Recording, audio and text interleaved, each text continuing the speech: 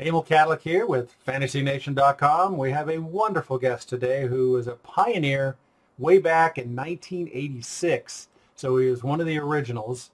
I'd like to welcome Jack Pullman. Jack, how you doing? Good, Emil. Good to see you. Yeah, it's been 22 years. Uh, that's a long time, buddy. It's kind of scary, isn't it? So tell us about your youth. Yeah. Tell us about your youth. What sports you were involved in and how you kind of got into sports. Okay. Well, I grew up in the south side of Chicago. My father was a sports fan, so I kind of got it from him. I have a younger brother, so the three of us were all sports fans. They were Cub fans. I was a White Sox fan because that was my nature to be an obstinate, the kind of guy. But we were all Bears fans. And we used to go to – my father had seasons tickets for the Bears since I can remember. I remember the ticket said $7, if you can imagine that. I bet parking was free, too. I don't even remember. But he used to get – there were 7 games because of the 14-game schedule. And I remember that he took me to 2. He took my brother to 2. I don't know what he did with 2 of them, but he used to sell the Packers tickets and made all the money back to pay for the whole season. So that was his modus operandi. Wow, that's funny. And the Bears played in Wrigley Field, which is hardly big enough to put 100 yards in there in end zones. So one of them was the left field, and it was just the end of the end zone was like about 3 inches from the goal end line. So guys would run in there and bam, sometimes right into the wall. And at the other end, they'd flip over the dugout because that was about a 7-yard end zone. It was kind of funny, but it was great. I remember '63, the Bears won the championship. That was awesome, totally awesome. Was that a close game? I can't remember. Well, I was 6 then, so I don't remember. Okay, well, they beat the Giants. It was a very close game, and so many people talk about how they watched it, and I reminded them, that wasn't even on TV in Chicago, but people say they saw it anyway. So they probably didn't see it. They probably saw a film of it later or something like that. Yeah, exactly. It's not in their mind. Exactly. So yeah, it says you met Gale Sayers and Dick Butkus. Oh, that was years later. Yeah. Yeah. I was in. I used to go to Las Vegas for Super Bowl weekend with some friends, and one of them came over. I was sitting in the sports book, and the guy said, "Hey, Gale Sayers is here." I said, "Really?" He said, "Yeah, he's in a card show thing." So I went across there, and the guy says, "Well, if you want his autograph, go stand in line over there." I said, "No, I don't want his autograph. I just want to meet him." "Well, you got to go." The guy's giving me a hard time, and Sayers just walked over to me and introduced himself as if I didn't know who he was. So we talked for a couple minutes, and I told him remember when he got drafted with Butkus in '65, greatest draft ever. The Bears got both of those guys in the first round. And I said, and I went to college at Southern Illinois University, which I mentioned. He said he was athletic director there, which is why I mentioned it in the first place. Not when I was there, though, but it was years later. And he talked, very nice, warm guy, and I mentioned something about how the Bears always did things on the cheap side. Dallas was cheapest guy you can imagine. And he got kind of upset because he knows that if he had better medical attention, he would have had a longer playing career. Yeah. But the Bears always try to do it on the cheap. And it kind of, I kind of got away from that topic because he was getting pissed. So that was that. And then a few months later, I was in a Costco in Westlake Village, California, and Butkus was standing there. And he wasn't trying to hide out because he had a Bears jacket on. So I just walked up there and said, "Hello, how you doing?" And I said, "Hey, I'm also from the south side of Chicago. I'm a few years younger than you are." "Hey, okay." He's not a real articulate fellow. But I met them both in the same year. It was just so strange. Because I'm talking like 2015 or 14 or maybe 2012, whatever it was. And they were just both great players. Butkus was an awesome player. He had a lot more speed than people realized. And you had to be in a game to realize every tackle, he'd be at the bottom of the pile. Backfield, upfield, left, either sideline. He was tremendous. Yeah. As was Sayers. And those knee injuries that got him both. Yeah. Butkus wasn't really that big of a guy, was he? Do you remember when you met him? He was a good-sized guy. I don't remember. I met him. It's funny how swift he was given his size. Yeah, he definitely was quick. I remember meeting him at Chicago at a Fantasy Sports Trade Association. I don't remember when, 2001 or 2, something like that. He played in one of our drafts. I don't know if you were at that convention or not. No.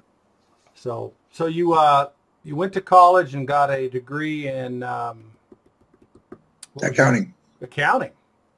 That sounds like Accounting. that's a tough degree. That's not That easy. was that's my strength. I'm a numbers guy. Are you really? That makes sense. Yeah. So Yeah. when did you all of a sudden discover this crazy thing called fantasy football? Okay. 1977. I remember because it was the year I got married for the first time. And my wife and I had a party, and a couple of our friends were there, and Skip and Linda, and we're in our house, and we took them to just to show them the house. Went to the kitchen. There was a garage next to it. And the other side of the garage was a little room that was already there. We didn't add it on. It was an add-on that was added on. And we walked in, and Linda says to Skip, "Oh, Jack can work on his football team here." And I went, "What do you mean?" And so then Skip started telling me, "Well, at his office," and he was with a CPA firm, they have this league where every guy has his own team, and they draft real players and then they get, depending how the players do in the games, you get points based on that. And that was their league. And I was like, whoa, whoa, whoa, whoa, whoa, whoa, whoa. Because I was fascinated first time I heard about it. You got real players on your teams, and depending how they do the games, you get points? Yeah, that's right. I was fascinated. I had 1,000 questions I would ask him. And my wife was like, "Come on, we got guests here." So I went back in the house, and I'm talking to some of my friends there, and I know some sort of backpedaling to see Skip again. "So how's it work when you throw a touchdown pass? Half for a passer, half for a receiver." "Okay." And I walk back to my friends, and every 5 minutes, I'm like a puppy dog. "Skip, what about this? What about that?" All night long was the same thing. So I was totally captivated at first glance, and I wanted to put in the league. It was great. So You got into that league. Was it called fantasy football then, or did they call it something different? No, never. I didn't hear that term until years later. Interesting. I used to just call it a player pool. They called it a player pool. Yeah, because they had office pools where you like point spreads and things like that, and you bet the games, and whoever won the most would win for the week, that kind of things. So to me, that was an office pool. So to me, it was a player pool because it was about the players. But what was the name of the league? If you're Skip's league, as far as I know. I don't even know if I had a league name. That's interesting. Yeah. So, Yeah. Did they ever talk about how they created it, or did they hear about it from somewhere else, or? All I know is I know, not that I know of. Okay. There's a bunch of accountants, so they're numbers guys and and sports fans. It's kind of all came out of that, yeah. And there's probably a league created all over the country with people knowing that other people are doing the same thing. Yeah, it migrated. It's a very simple concept. Yeah. It's very simple concept. In 63, you take a player, I take a player, boom, we're playing fantasy football. Yeah. In 1963, the Goppel was started in Oakland, California. And it's one of the earliest football. It's supposed to be the earliest football one, and they actually started baseball a few years before that in golf. So, who knows the evolution, how it spread. Right. And it took. But that's what I heard too. That there were Raiders beat writers where they game and playing the Jets, and then the way back it was a long flight, and somebody got some idea, and then they worked on it with this long flight back, like Oakland, which is what you're talking about. Yeah, I'll tell you a little more. Bill Winkenbach, the guy who bought 10% of what would be the Oakland Raiders in the fall of 1962, he had already done baseball. He already had baseball going. It's the Superior Tile Summer Invitational Home Run Tournament. And I've actually got the bylaws for that thing. So I think what actually happened was they said, we want to promote this team, which would eventually be the Oakland Raiders. So let's take the baseball thing and make it into football. And then they sat there and, came up with bylaws also. So it wasn't like it was the first time they thought of a fantasy sport. It was, it was trying to, and ironically, they created it to help promote their new team called the Oakland Raiders. So really? Fantasy football was created to essentially support what would be the NFL. Crazy. Huh. That's just crazy. So or the AFL at that time, I guess. Yeah, it's AFL. Eventually the NFL, the pro sports, which evolved into the NFL. I find that one kind of bizarre. Right. So you played in this league in 77. Started my own in 78. Yeah, what was the name of that one? Pullman football pool. Really, it really was, huh? You're just guessing. What else am I going to call it, I don't know. I'm just curious whether, Yeah. It's kind of interesting to see how they were called back then. So you started your own. when did you get this idea of maybe I could make a business out of this? Well, it was a few years later because I'd been working in the recruiting business of sales representatives, a headhunter. And I took some time out. I went through, had a divorce, sold a house, had some money. I said, I'm going to take some time out. And then I'm thinking, this is an opportunity for me to do something I really want to do. And people kept saying to me, because I was commissioner of several leagues. I said, it's too bad you can't make a living doing this. And then I started thinking, well, maybe I can make a living doing this. That was the seed that got planted. So I'm thinking, so how can I make a living doing this? And I thought, well, there's all these magazines in the market. None of them are fantasy magazines. Because a lot of Street Smith was a good magazine, but you had AFC stats over here and NFC stats over there. Well, that's a lot of work for people playing fantasy football. If you just merge them together, now you're on the right track. Then you need the perspective of a fantasy thing rather than regular stats. So I just said, I'm going to take a shot here and see what I can do. And that's how I got started. So 86, all this has happened in your life, really difficult, and you're kind of regenerating or rethinking. You think you're coming up with this thing in 86. What was the first product like? What kind did you have? Cheat sheets, skill position cheat sheets, or what did you do? Yeah, I had I call them draft lists. I hadn't heard term cheat sheets. There was one other product in the market that I'd seen that I thought was terrible. The guy just kept talking about, and this week I did this, and that week I did that. It's like all about himself. I thought, no, that's not what people want. So first it was about preparing for the draft, and I did stats, all the things that they wanted, and then the rankings, and then a write-up on each team by position, who the quarterbacks were, what you're looking for here, who the running backs were, receivers, et cetera, et cetera, et cetera. And then, so it started with, it wasn't Arizona then, so it's been Atlanta and then Baltimore and et cetera. And then, the type of things that you're used to seeing. So, and then position analysis. And it's like, what would I want to know to get ready for the season? And there were no blueprints, really, because it's like nobody was, well, again, there was one magazine in the market that was bad. Which one was that? When I started, pardon? What was the magazine that was in the market at that time? Cliff Charpentier's, whatever his thing was called. Now, that was more of a book, wasn't it? Or do you remember? It was, I don't remember the format. He had a weekly newsletter that was just awful. I give the guy credit that he was there first, but it wasn't that good. So it was really a fantasy newsletter that was in 85-ish? It was before 86? Yeah, well, that's when I first saw it. Okay, cool. Just trying to get the history. Yeah. This is all about history. Yeah. So, and I said, then I did this week, then it was like tweak 2, and then I did this, and then I did that, and then I'm thinking, good. If that's what's on the market, that kind of spurred me out to going, I'm thinking I can do a better job than that. So how did you advertise for this thing? I took ads in Sporting News and some of the other basic football magazines and thought, okay, people who play the game are probably looking for something better than what they're getting now. And so that worked. That's how it happened. Wow. How, were these like slow developing? Yeah. Were these like these little tiny ads? For the most part. Because I remember when I started mine in 1990, I had this little itty bitty ad in Pro Football Weekly's weekly thing, and I got customers, but probably not a lot the first time. I had some questions right here, and I was going to ask you. Oh, by the way, just to remember, what was your tagline on your publication? My tagline? Okay, here it is. I couldn't tell you. All right, if you play fantasy football to win, you've got to be an all-pro. Excellent. Oh, yeah, there it is. I forgot. Thanks. As a matter of fact, so I'll go chronologically. It's only 30-plus years ago. Yeah, I saw it. Chronologically, well, first off, my understanding is you did this all the way to 2012, so that's like 27 years in the business. 26, yeah, exactly. Depending on how you count. Anyway. Right. That's fantastic. Right. That's incredible. Thanks.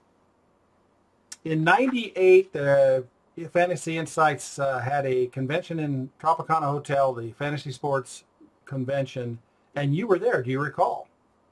I do. I sure do. Tell me about what you remember about it. We had not about a booth. I think we had a table with our name behind us, and the people were walking around, and a lot of people were visiting. Just it wasn't as busy as I thought it would be, but there were a lot of people there, and I met other people in the business. I remember Joe Bryant was there, and the Grogans were there, and a few other people. Yeah, and you were there. I was there. Yes, I remember meeting you there 22 years ago. Fantasy Forecast or Fantasy Football Forecast, wasn't that your book? That was Fantasy Football Pro Forecast, yeah. Yeah, there you go. I'd started the Cheat Sheets magazine that year. That was the first year of the Cheat Sheets magazine. Yeah, there you go. And I remember Randy Cross was there, one of the pros. And Tim Green was there, too. Who was? Say again? Tim Green was there, too. I forget. I think it was okay. Or something. You're about to say something. I rudely interrupted. No, I said there's just, these weren't fantasy guys. Randy Cross was from L.A., so I remember chatting with him about that area. Oh, okay. He's a nice guy. Yeah. But there weren't any fantasy position players. That would have been cool. Yeah, that would have been nice. It was kind of nice to see, a name from the NFL, though, or two names from the NFL. That was pretty nice. And I think they had an extra. Go ahead. Right. No, it's not about the convention, but I was working out in a health club in Encino, California, which is near where I lived in a suburb of LA one day. And Dan Pastorini walks through there. And I stopped him. I went, "Hey, how you doing?" I said, "You were my first quarterback when I started playing fantasy football." He says, "Oh." I said, I hope I made you some money. I said, "Yeah." And my top receiver was Ken Burrow, which was his top receiver. So when you threw a touchdown to Ken Burrow, I got points on both sides. I said, "That was awesome." You doubled up. He said, "Well, good. I'm glad it worked out for you." And, I didn't want to bother the guy, but I was so excited when I saw him. He was my first quarterback. It was like, your firsts are always special. So I just had to stop for a minute and say hello. Do you remember what time nice frame guy. that was? Do you remember what time frame that was? Yeah, it was I would say about 1983 or 84, something like that. Oh, okay. That's really, and he knew what fantasy football was. Yeah. Now, I was talking about 1977 when I was playing, but now he knew what I was talking about. Yeah, that's very good. So I see here that you did some writing for various different publications. I did, yeah. USA Today, LA Times, Miami Herald, Washington Times, LA Business Journal. Tell us about how you got those. Okay, I didn't write for them. They wrote about me, some of the stuff that they did. But I did do some work for USA Today. When they started fantasy, I was it's called a stringer, where I would do some work for them during the preseason. And I also did some work for Pro Football Weekly. The same thing. Pro Football Weekly had me rank their draft, their in-house draft of their fantasy draft. I got to know some of the guys there. Rick Korch was my first contact there. At USA Today, it was Larry Weissman. And just some fantasy stuff until eventually when it got popular, they brought it all in-house. So they didn't need me because they had their own people do it, which was too bad for me. But, I understood how that worked. And then after I started USA Today, I got a call one day. The guy says, I'm a writer for USA Today. Larry Weissman gave you a number. He said, just want to get what you feel on something. This is when they started the bye weeks. He said, how do you think the bye weeks are? What do you think of them or whatever? So I thought we were just chatting, And the next day I picked up the paper and I say quotes. He's quoting me. I was so naive about how this stuff works. But I was like, cool. I see my name in the paper. Yeah. Jack Pullman of All Pro Publishing said, whatever I said, I don't even remember. But I didn't realize what he was talking to me. It was sort of paper. It was an article he was doing. So I thought, that's my name. You got your name in the paper, and you're talking about bye weeks, and they talked about All Pro Publishing, so it was an advertisement. Yeah, exactly. So I like that. Yeah, I like that a lot. So that's and of course when you're doing the writing in USA Today in the preseason, that probably gave you some publicity also, for people to buy your product. So and I remember Larry Weissman said to me, "Don't cannibalize your own company." And I went, "What do you mean?" He says, "Well, don't give him enough to make it interesting. But don't give him too much because your customers are going to complain. Why am I paying you for this if you're giving it away for free?" I said, that's a good point. So I gave him enough to give them USA Today what they wanted without giving them too much, or my customers wouldn't say, "Hey, I'm paying for that," I gave Yeah. him short draft lists. I didn't give him long draft lists, that kind of thing. Ah, that's a But that good was idea. good. I remember that was good advice he gave me. That is very good. So 86 is a long time. I mean, obviously your first product was shipped, right? In preseason and weekly, Yeah, or right. when did you start getting into emailing PDFs or faxing, or did you get into those? Well, it was yeah. It was. I had products, preseason products, and then I had regular. Then I had newsletters during the season. So at some point, I gave them the option of faxing it because they can get it faster. And then after that, it evolved into not email. They get it on my website. We didn't email, but they could come to the website. When did you start your I don't remember what website? years. Do you remember when you started the Yeah, started a website? website. Yeah, which was good for getting orders and advertising Yeah. Do you remember and getting the products. Sorry? did you remember when you first put the website together? No, I'm 90 something. I don't remember exactly. You recognize this? I do. That's '01, Well, I think. That's your website you're in good, Nemo. 2001. Yeah, it's a Wayback Machine. It's not that hard. Well, But it says, well, now in our 16th season, seventh on the internet. So that would be 2002, I guess. okay, seventh on the internet. Is that what it says? I can't read my own thing I put up here. So yeah, you were on the internet fairly early. That's pretty cool. I guess so. And Yeah. here, and back down here, let me go down here. We were talking about Dick Butkus. Here's Dick Butkus's All-Pro Site Awards that you have up here, and it looks like you were seventh on the internet that year. And then over to the right was the Internet Fantasy Sports Awards. You remember those things? Vaguely. Me too. Just vaguely, yeah. I don't remember ever winning, but and it says that you were in the Index magazine, the Pro Forecast magazine, and Grogan's Fantasy Football Analyst magazine. Yeah. So we were probably in an experts poll. I'll have to go back and look at those. I've got most of my copies, but I'm too lazy to do that. But yeah, I think Grogan and Fantasy Index, Ian Allen, we started at the same time in '86. Yeah, as I recall. I don't know if the Index started in '87. Grogan actually had a magazine, was similar to probably yours, but he actually put it on the newsstand in '86, and I think he just did it locally. And we've got his interview that I can go back and refresh my mind. But and then he, continued in that vein.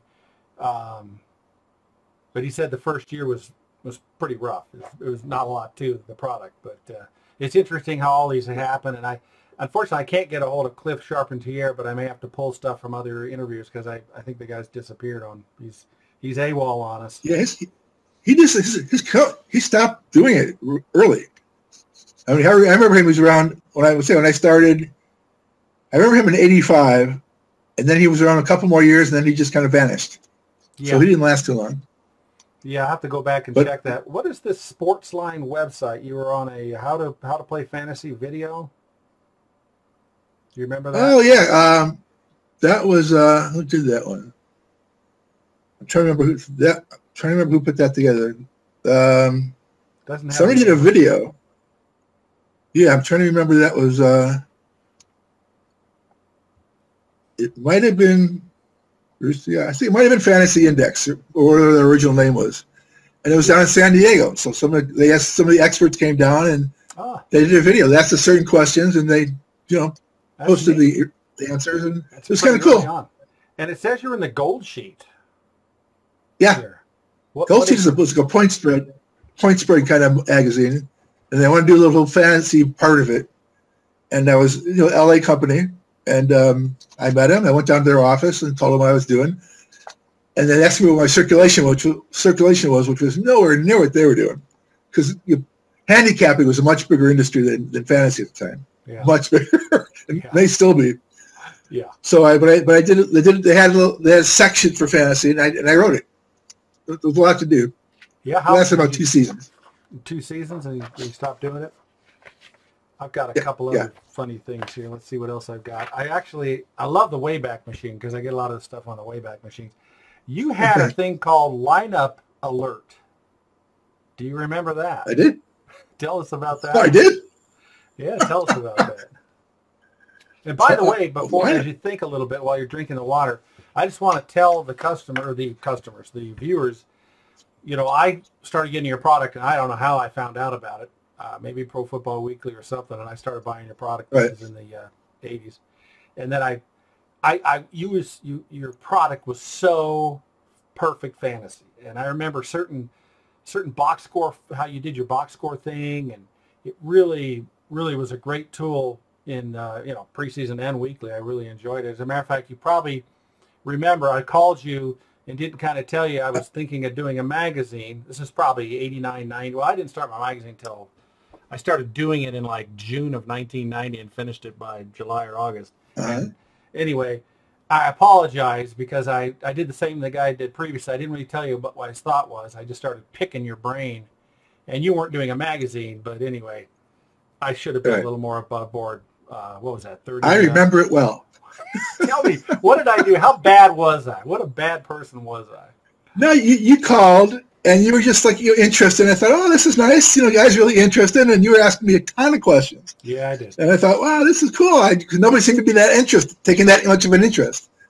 And then 6 months later, he started a business. I went, oh, yeah, he was picking my brain. He wasn't just interested. Sorry. I went, that son of a gun. I'm not perfect. I'm not a perfect human being, and I apologize for that. Not that I stole something. I could look at your product and know what you're doing. Right. Yeah, at first it ticked me off, and later on I thought, it's business. It doesn't matter. I was your customer. You were my customer at one point, so it's no big deal. Anyway, I apologize for not being not telling you what my process was. Maybe I'm a better person. Hopefully. Well, thank you. But anyway, you really had a great product. Now tell me more about this lineup alert. You sure that was me? I don't remember that. I don't remember that term. Let me see if I can get it in front of the camera. It's on your Wayback Machine. Okay. It looks like it says lineupalert.com at the top, which is, I think it's somebody else. It's, it says exclamation com. Maybe it was an advertisement on your site. Maybe that's what it was. Could be. Okay, sorry about that. I think it says lineupalert.com at the top. It sounds like it's a different company. Yeah, I'll have to look that up. I apologize. So no problem. Let me go through here. So did you do many of the trade associations? Did you go to many of the trade association meetings? Nope. Never went? I didn't. Not a one. I wasn't that connected to the industry per se. Yeah, because that's interesting. I used to go to a lot of them. Oh, hey, you had a couple quotes too. Let's get these quotes. You ready for these quotes? Okay. USA Today quote: "We looked at several publications and decided that the All-Pro best served the needs of the fantasy football supplement for the 4th straight season." Deborah Barrington, NFL editor of USA Today. That's pretty damn good. And so these are on your site back in 2001. Yeah, I pulled them off. Well, these are the preseason ones where they previewed a number of them and they did quotes, and that was a real boost. Got some. When I was doing a little bit of work for them, and yeah, that was nice. I forgot about her. Now it says MVP Sports, and then it says Fantasy Football Insider. That's somebody else. Yeah, do you know who that is? Sorry, go ahead. It says All-Pro is definitely worth checking out. All-Pro Update is chock full, which I should be shocked full, I don't know, of insider information for NFL training camps. So who are those guys? Do you remember? No. It's an honest answer. So what else do you remember about doing the business and gathering the stats, et cetera, and the information? Well, I set up a scouting network of some of my subscribers. Because I remember, and it's going back to the early days, that a lot of people knew a lot about their local teams from the local media. So I thought, how can I tap into that? So I sent an email out to a lot of my subscribers that it wasn't even an email. I don't even know if we had email then. But I offered them I said, I'd like to get some information from people who know about your local teams. I offered him like a 15% discount, but I said, I'll certainly acknowledge your information. Anyway, so I called some of them before the season started, and I said, here's what I'm looking for. Who the lineup is going to be? Who's doing this? Who's doing that? Who are the starters? Who are the backups? Who do you really like? What do you think of the rookies?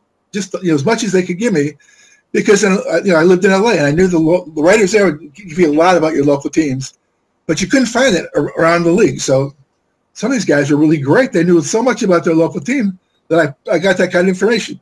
A guy in Atlanta, a guy in Minnesota, that kind of thing. That was like one of the best things I ever did. These guys are terrific. I remember that now, and that's really incredible that early on. And of course, it was more important then because pre-internet and pre-all communication, and you could get so much. Well, I remember that. Did you used to put an Excel sheet out that had all these contacts of different writers, or was that somebody else? Yeah, we had. I did. I'm trying to remember. It was a sort of a scouting network where someone could call each other if they had a question. Yeah, now that I remember, I used to have that Excel sheet, and that was another great product. That's fantastic. What else? So what else? What other products did you put in there? Do you recall that you thought were beneficial, that were unique or whatnot in your All-Pro product? Well, it was all part of my product. We weren't separate products, but there were just features in the products of different spreadsheets and rankings, and then when scoring systems started to develop, it got more and more complicated. Because basically, when you started out, it's just touchdowns only, so it's scoring. Then you added yardage, so now it's performance, and then it was this one and that one, and it was, when you make draft lists, as you probably know, there's so many different people having different type of drafts. Then you get to PPR. Oh God, it's like how many different ones can you do? It takes so much time. You get a basic one, then you try to convert it, and then re-rank it, and it just took forever. So it was just, it was a lot. So you had people different tastes and different. You had several different rankings which you published. Yeah. Wow. Yeah. And that was part of your mail-out system that you mailed out. Yeah. Well, I remember the preseason. Well, at that point, I think we weren't even mailing anymore. It was just all website. Well, that helps. But still, yeah, right. Because I do remember the first, the ones I have. I remember some of them being fairly thick. They were probably the preseason, and again, I got them buried in a box somewhere and can't find them. But I remember they were pretty darn thick, which makes a lot of sense. Well, I'm flattered that you kept them.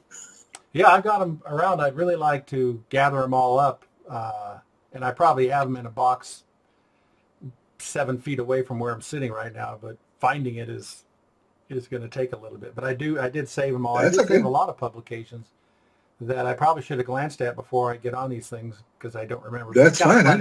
Exploring. I didn't keep any of them. Say what? I didn't keep any of them. You didn't? You don't have a thing? Nope. You want me to say? Well, I kept a couple of my yearbooks, but but the weekly stuff, no, I didn't keep it. Oh, okay, gotcha. Well, if I find some, maybe I'll send you some if you care. Okay, that'd be great. So, anything else that you remember you want to chat about? I'm out of my questions. Let's look at this one. Let me see.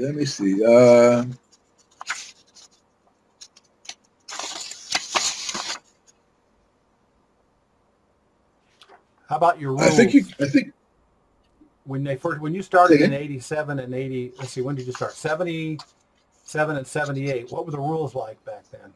Okay. Very similar, except the format was different. And even my own league, we play for total points. I mean, everybody else plays head to head, but total points to me was much more interesting because you're competing with everybody, not just one team every week.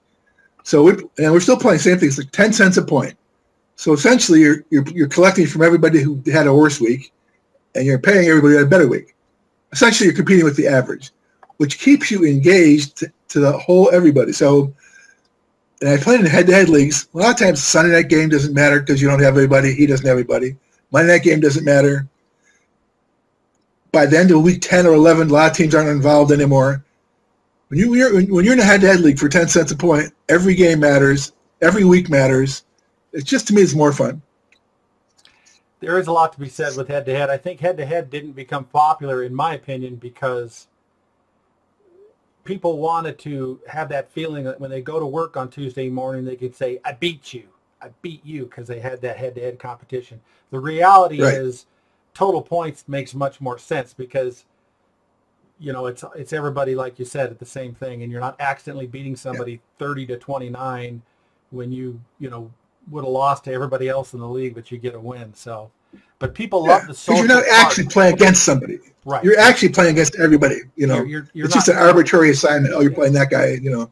Yeah, your defense isn't out there. So head-to-head, and what we did with the WCOFF way back in 02-ish, whenever we did the 02, is we added wild cards. So the teams that made the playoffs, you'd have head-to-head, and then you'd have wild card. So if a guy was the number one scorer in a league and, you know, was 7-6, he would still make the playoffs. And people loved that. That's good. Because it gave a little juice for, we're doing head-to-head, but reality is these guys who score well, they're going to get in the playoffs too. And then we did playoffs total points, which is similar to what you guys are doing. So way back when you first played in 77, do you remember how you prepared back then for your draft? Well, there was no blueprint for sure. It was just, you know, again, I looked at the stats from the AFC or AFL and NFL. AFL and NFL. No, it was AFC and NFC guys, and put them together and just looked at how they did last year. I mean, that's a starting point. And what I think was going to happen, but I had no idea who you draft, what positions, whatever. So I remember the first year, if I had the first pick, I was going to take Steve Grogan, who was a quarterback for the Patriots, because he threw touchdowns and he ran for touchdowns. It was just scoring only. There was no, you know, at that point. But I didn't get it. So I'll tell you who my first round pick was ever. My first ever pick, somebody you heard of, everybody who's watching this heard of, O.J. Simpson. Really? The juice. Yeah. Oh, my God. He didn't score the first 7 weeks. It was a 14-game schedule. And then he got hurt. So I got 0 points from him for my first pick ever. First pick. 0. Oh, was this a redraft or is this a dynasty type league? No. My first fantasy draft. Yeah. He was my first pick. Yeah, I mean, and then following years, did you redraft in that league? Oh, yeah.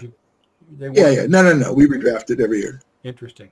I noticed some of the leagues, I got in a league in 81 or 2 that was started in 78, and it was a dynasty format. I guess maybe just the small sample that I had hit. Things seemed to be back then more dynasty oriented, which I like redraft better personally, but I like to. Go ahead. Yeah, because if somebody drops out, then you got to fill a spot with a team that's already there. Yeah. And sometimes how do you sell a lousy team? You know? Hey, you want to join our league here? Take out this one. This team was stunk. But ironically, there's a percentage of people, I don't know how big it is, that just are insane about dynasty these days. Just insane. Maybe it's because you think all the way through the season and they like to keep focus. Now, right now they're talking about trading. Pardon? Yeah. No, it's all right. You froze for a second there, but sorry. We're fine. We're good. They're talking about trading right now, and I'm on this one league, and I almost want to turn the message board off. It's like, God, what are you guys doing? It's just they just love this. Even in March, they love the interaction of trying to make trades. And I got a text from somebody saying, "You haven't responded to my trade proposal." Sorry, you're not paying attention. Right. How could you leave me hanging like that? Yeah, that's funny. So, anyway. Let me tell you a story about my first year. In the league I was in, there was total points, but there was a side pot for head-to-head. We had 10 teams, 8 qualified for the playoffs. After I was in the bubble, you know, to get in. I needed to win my match that week. At the end of the 16 games, whatever, toward the end, I needed one of my guys to score. And we didn't have all the scoring in because, you know, you didn't have the internet. You had to wait to see the newspaper came out to find out all the scoring. Because on TV, you see the same highlights over and over again, and you're still missing one touchdown. So I had a running back for the 49ers named Wilbur Jackson. The 49ers were missing one touchdown. If Wilbur Jackson scored, I'm in. If he didn't score, I'm out. So as often was the case, on Monday, I go to work, put my stuff down, go to the newsstand inside the building, grab the paper, head to the men's room, go into the stall, and I'm flipping through the paper. San Francisco, missing touchdown. 1-yard touchdown run, Wilbert W. Jackson. I'm like, yes! We're in the playoffs. I was so excited. And then I'm done. I opened the door to the stall. 3 guys are standing there staring. Yeah. Like, what is this guy so excited about in the men's room? And I'm thinking, okay, well, you know, I just said, hi, guys, how you doing? You know? That's good. They thought I was crazy. Well, they weren't in the That's to league, people. obviously. Yeah, and that's what I'm sure you discovered that too.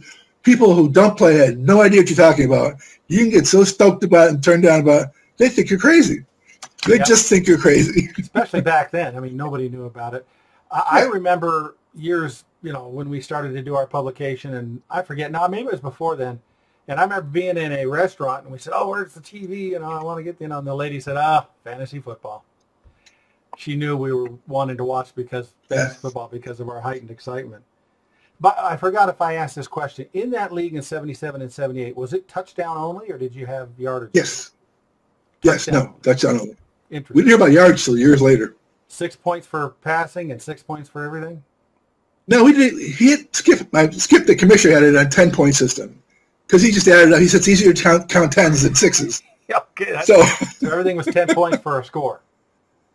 Yeah, and touchdown passes were 5. But although it was distance scoring, so if it was over a certain yardage, it was double. Because they hit distance. Like 50 yards was double. Wow. Yeah. You don't remember when PPR became out, do you? No, I didn't. I never liked PPR anyway. But no, You didn't like PPR. I didn't. I'm trying to understand when it came, and I can't figure it out. Well, anyway. I mean, what? Why do you get a point for catching the ball? That's your job. You know what I mean?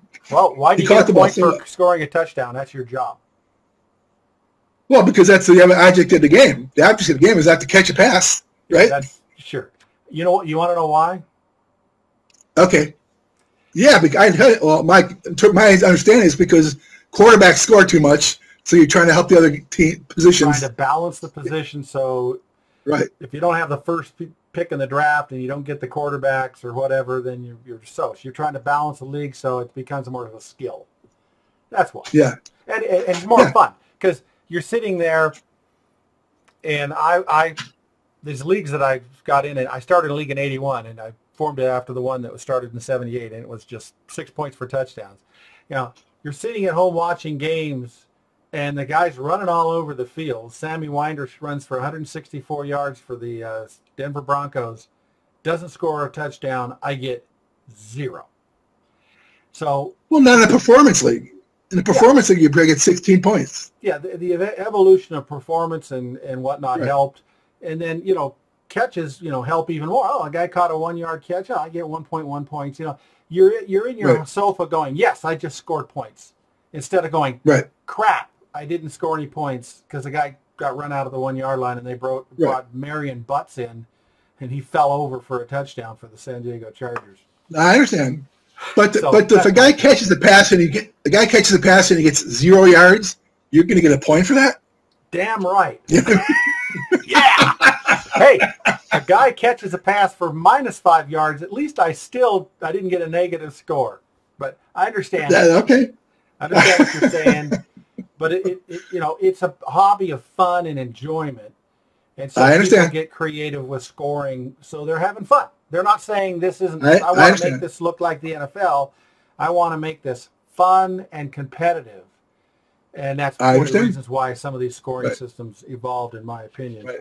Now, a lot of leagues you have negative points for throwing an interception or you fumble or something like that. I do no negative points. To me, life has negative points. My fantasy leagues, no negatives. See, you understand about PPR then indirectly. Yeah. I agree too. I think I do -1, but I was in one league where Kellogg, what's his first name? Sorry. He had this thing, and it was so much negative, and he would score negative. The whole team would score negative points if you had a bad defense or something. And it wasn't fun. It wasn't any fun, but it was different. That's for sure. I got another story for you. If you got, I'm ready. I'm ready. Yeah, absolutely. Okay. A buddy of mine I went to college with, and from Chicago, and then he called me one time. He says, I got tickets from some friends in Miami to go to see a game because the Bears are playing in Miami. He said, I got tickets. I do it. I got air mileage. I can fly you out there. Come on, we'll go. I said, all right, let's do it. So I flew out to Miami to watch a game on a Monday night. I remember they're still playing the Orange Bowl, and the field was all wet. I mean, the stands where the bleachers were, no wonder they left. But it was a game of, I didn't have Dan Marino, but I had Mark Clayton, and I had a guy named Ron Davenport, because I remember following Shula, he always liked big backs at the goal line, which is another thing I kind of observed that got me into fantasy football, because I would watch things that most people weren't aware of. Uh-huh. Anyways, I had Davenport, I had Mark Clayton, and the Bears I had Willie Gault, and I had Steve Fuller, who was McMahon's backup because McMahon was hurt. So it was a high-scoring game, very unusual for the Bears, because their defense was so good. And I'm cheering, all these things are going on, and touchdown here and touchdown by the Dolphins, touchdown by the Bears. Finally, the guy in front of me stood up and looked at me and he says, "Who the hell are you rooting for?" He just couldn't figure it out, because I'm rooting for guys at both teams.